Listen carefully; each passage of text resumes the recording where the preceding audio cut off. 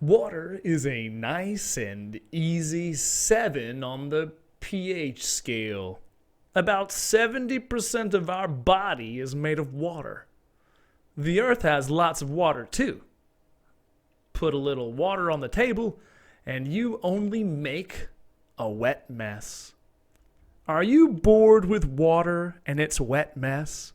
Do you want to clean your table? Go down the pH scale. Let's try an acid. An acid is hungry for electrons. The ions in acids have a positive charge. Too many protons. Scientists call that a low pH. Stomach acid has a scary pH of 2. Vinegar has a pH of 4.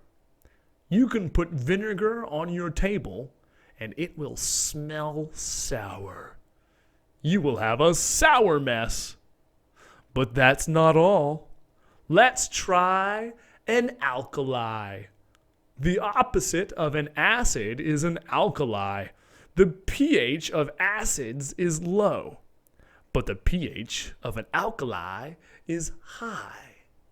Alkalis are also called bases. The ions in bases have negative charges. That means bases want to give electrons. Baking soda has a pH of 8.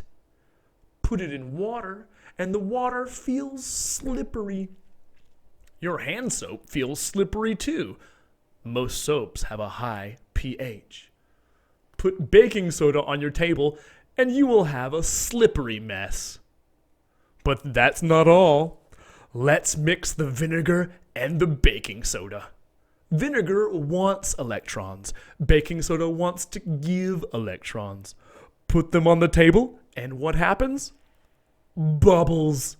You will have a bubbly mess. But those bubbles will clean your table. So don't be bored with water. Mix weak acids and bases for cleaning bubbles.